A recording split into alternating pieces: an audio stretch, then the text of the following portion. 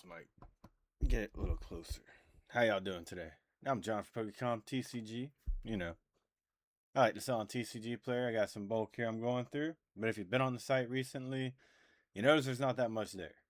The reason why there's not much there is because I messed up and I listed a couple cards that I did not have. I wasn't paying attention. I was tired whenever I was doing it. And I got tired of having to send refunds.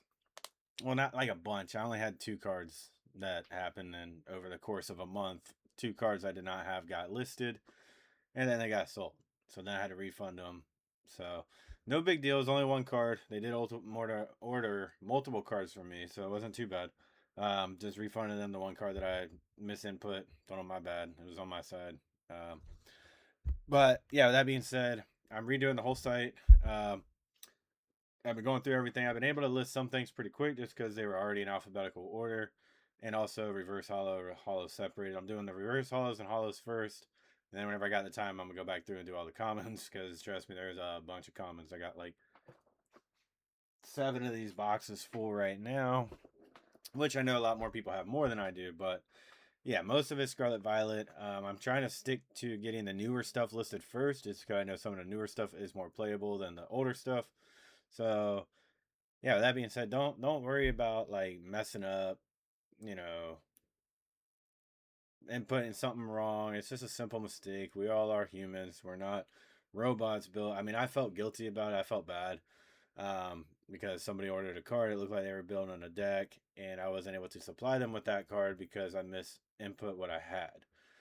But it just happens. Just take your time, and I figured out a system that works for me. So now I'm implementing that system and just redoing everything, and I'm flying pretty quickly through it, getting everything relisted. So, um, yeah, that being said, I just wanted to come on here today and let y'all know my little experience with something that happened to me, and that way maybe it won't happen to you in the future. So, yeah, just make sure you have your system figured out.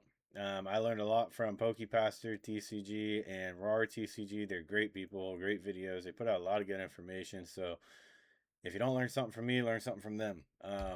But yeah, just make sure you got what you got. You're making sure you're listing. I know getting from level 1 to level 4 can take a little bit of time. I took my time with it. I did not do the lowest listed. I think the lowest listing that I had was like 15 cents. I know a lot of cards go for lower than 15 cents, especially when dealing with bulk. I also try to sell, I put out a lot more EXs and some full arts illustration rares that I knew people would want to buy just because they're popular. I kind of learned what's popular selling by looking at the best selling on TCGPlayer. I don't really dabble too much in sealed. If I normally get sealed, sometimes I'll take that to shows to trade, to probably get singles so that way I can list them up for y'all, or get something that I want, which we'll talk about that in the next video. But yeah, with that being said, just don't worry about your mistakes. We're all human.